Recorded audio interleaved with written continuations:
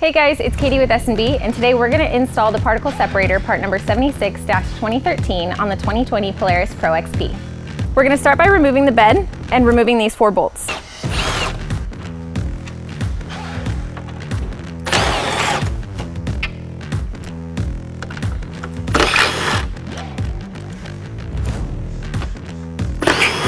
In order to remove the bed, you'll pull up on this handle and pull out. Now we're going to remove all of these bolts and these push pins. You'll want to notate the length of each screw to remember where to put them back.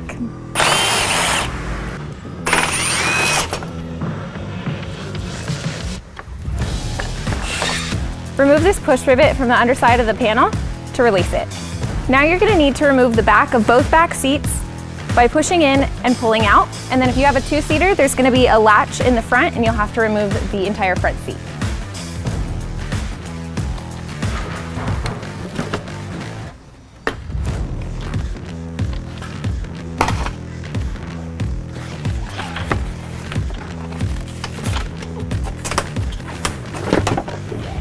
Now that you have access, you can remove the last 3 screws that are securing the body panel and this push rivet.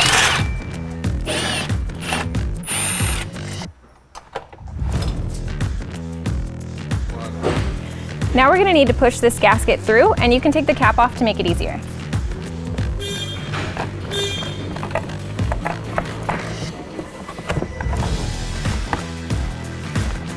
Now you're going to remove the body panel, and there are tabs down here that you're just going to pull out.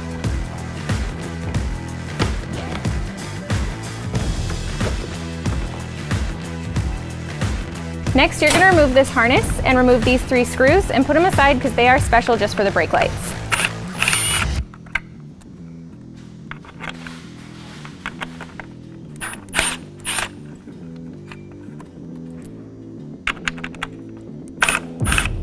Next, you're going to remove both back access panels by turning all of these 1/4 turn fasteners a 1/4 turn to the left, and they'll just pop out and then you can pull it off.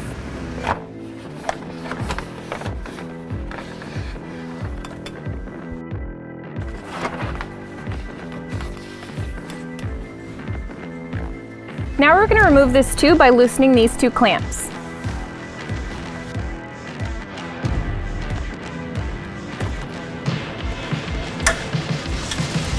We're going to remove the stock side cover now. So there's 1 bolt here and 1 bolt here. The easiest way to remove the side cover is to pull this out and up, and then you can remove the side cover. Now we're going to install this bracket where this screw is, so we'll just remove the screw and then put the screw back in.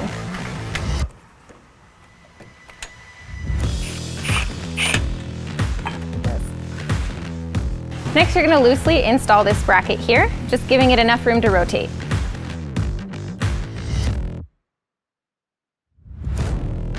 Now you're going to install the duckbill check valve, and it's easier to do it if you do it from the inside. Next, you're going to install the scoop seal onto the scoop.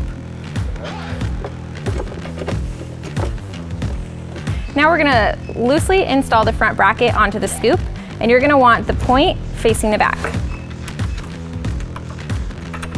Now you're going to loosely install the rear scoop bracket onto the scoop. In order to install the S&B side cover, you're going to have to remove this bolt.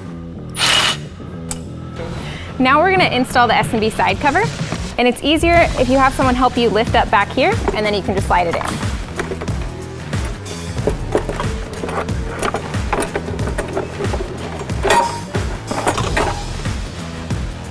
Now you're going to reinstall the screw that you removed earlier. It is easier if you stand on the tire, so you can look over it and line up the bracket. Now we're going to loosely start the screws that are supporting the scoop, and then we'll go back in and tighten them after everything's been lined up. Next, you're going to reinstall this bracket and secure it using the screw that you removed earlier. With all the screws loosely tightened and everything aligned, you can then go back in and secure them down.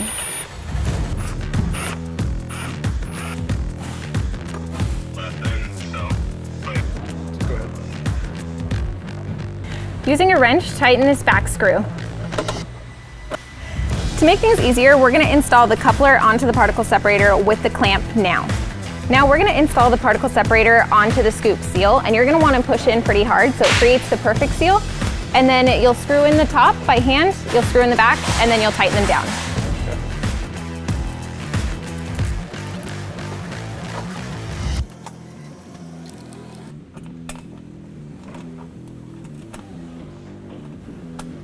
Now you're gonna install this bracket, and it's easiest if you start the 3 screws in the back, and then you'll pull it to snap it into place, and this will just finish the seal on the bottom. And now we're just gonna snap this into place. And now we're gonna tighten the screws. So you're gonna install the larger end of the coupler onto the intake tube and the smaller end onto the air box. And it is easier if you install the air box first, and then you can rotate to fit on this coupler.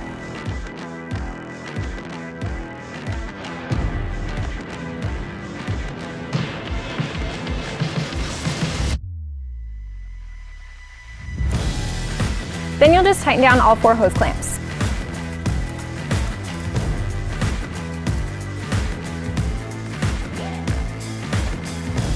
Now we're going to install the ignition sensor, which controls our whisper fan technology. You'll want to note the alignment of the tabs, where the front one is over the bottom one, but still touching. You'll want to install it the same way. Now you're going to install this on the positive ignition coil wire, and you're going to want to install it about 1 inch down, so if the heat protectant is all the way to the top, you'll just pull it back. We already removed the top tab and secured the wire in between the 2 tabs, so now I'm just going to tighten it down. Now you're going to put a zip tie on both sides of the sensor to keep it in place.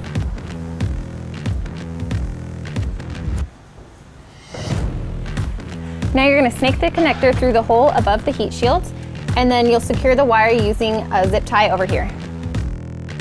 Now pull it through.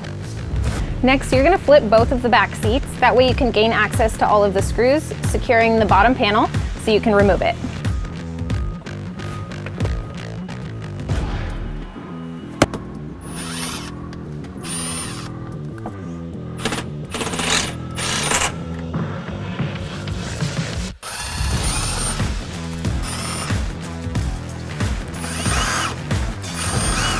Now you're going to remove the rivet that's only on the passenger side.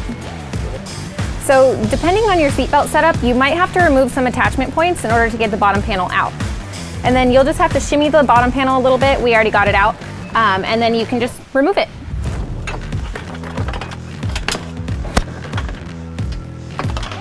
Next, you can just pop off this back panel. Now you're going to remove the 8 screws that are securing the center console just on the passenger side. And to make it easier, we're going to move the seat forward to remove the back 2 and then push it back to get the remaining ones.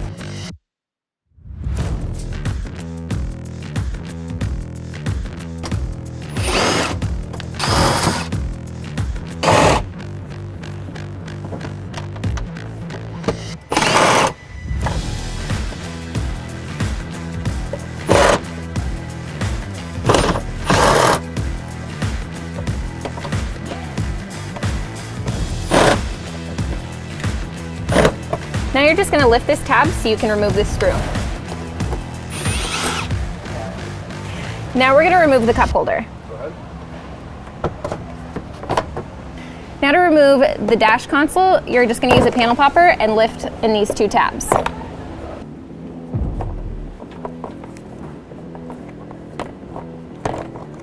Now we're going to route the harness by taking the gray connector and inserting it through the access hole in the dash down to the passenger side.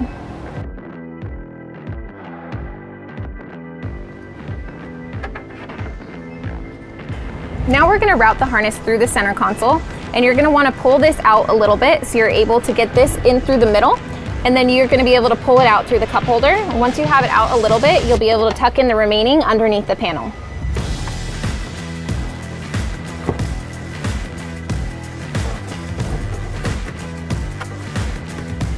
Now you're going to route the harness through here and underneath all the way out here, and then pull it out.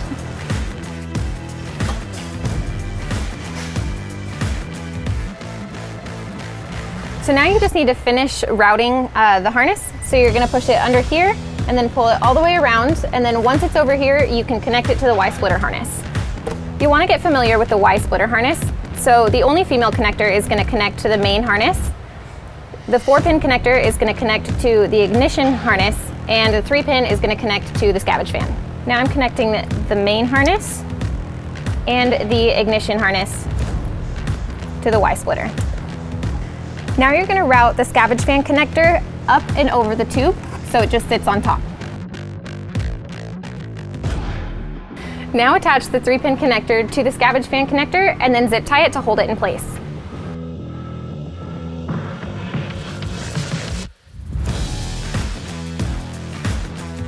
So now you're going to bunch up the ignition sensor and the Y harness, and you're going to zip tie it to the frame, and then you'll zip tie right here as well. Now you're going to want to zip tie the harness to the frame away from any hot or moving parts, and these are just some examples of where you can attach it to. Now you're going to plug in the pulse connector to one of the openings on the dash.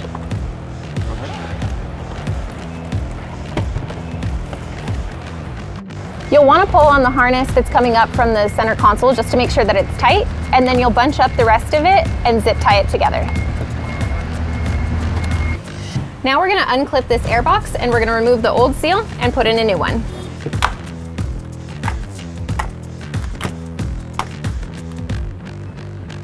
And put it back on.